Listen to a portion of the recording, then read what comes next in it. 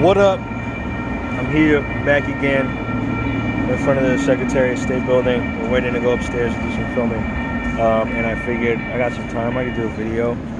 This video is going to be about the direct correlation between the knowledge of Bitcoin and other cryptocurrencies and your profit in it.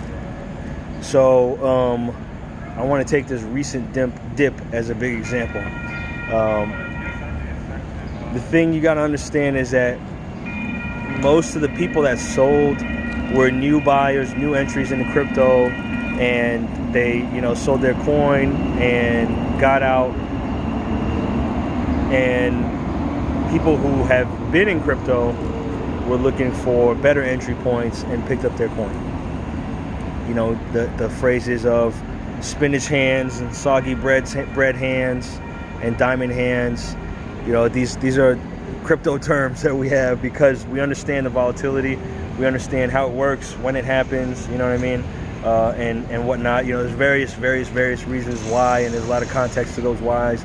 But typically, it's the more experienced people in crypto who have held on to the coin through these dips.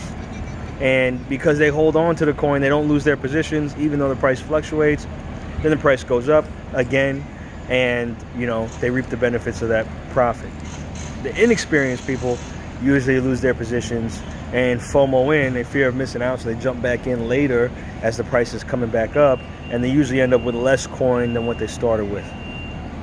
Why is that? Why is that happening, right? Like, why are the crypto OGs saying diamond hands and all that, and the newbies panic and they sell? Well, typically it's because the newbies are only thinking about making money.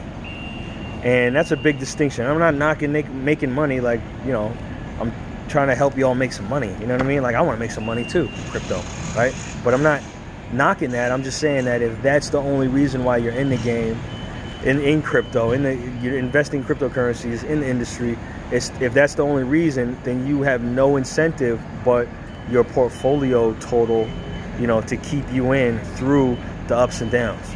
This is a market with the most volatility you'll probably ever see. You'll probably never see markets with volatility like this ever again.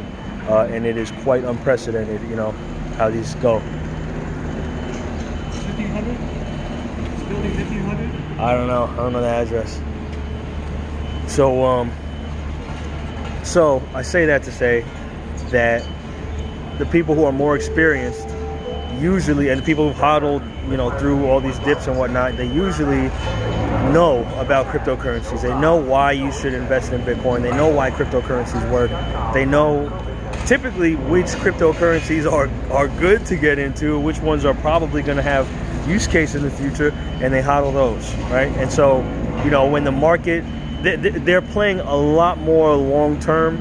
They also understand the cyclical patterns of Bitcoin and how it drives the market up or down and when.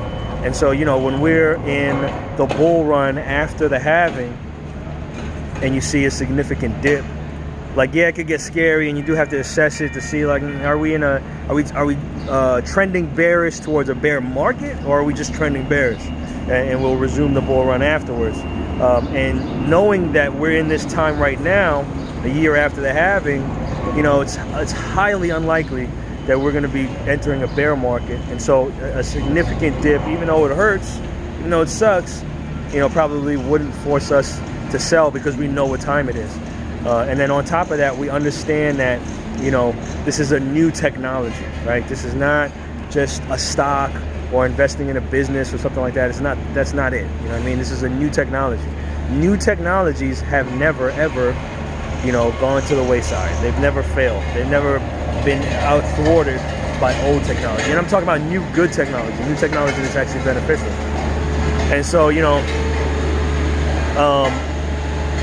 it's a lot easier to hold something when you understand that it's valuable, right? If you had, an ounce of gold, right, and you saw that the market was saying an ounce of gold is worth $200, but that an ounce of gold is worth 10 times that, you'll probably not sell it there because you're like in your gut and in your mind even, you'll be like, man, $200, like, I'm not gonna get rid of this for $200. You're crazy, what are you smoking?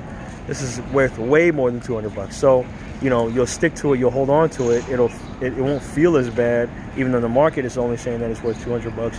And you'll wait for the price to come back up, and, you know, hopefully, right? And, you know, begin to pick your exit targets then. So, you know, if you feel like during this dip, you know, your portfolio looked crazy, as did mine, as did everybody else, right? You know, even Elon Musk's portfolio looked crazy as hell. You know what I mean? But if you feel like it was so crazy looking that you got shook out, it's probably because you don't really know what you're investing in. You don't know why you're investing in it. You don't know really what the benefits are, and you're still learning, which is understandable. Like, dude, it took me months to wrap my head around Bitcoin and what it really is, and I'm still learning all the time. You know what I mean? And that was 4 years ago, almost 5 years ago. So, you know, keep that in mind.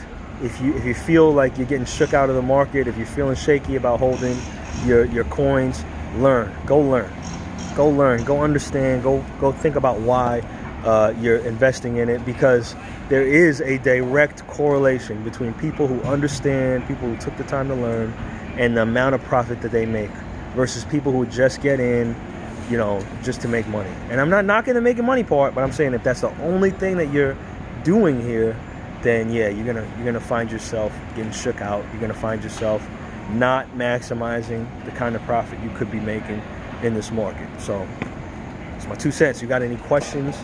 You got comments? You got arguments? Come see me. I'm here, and love you.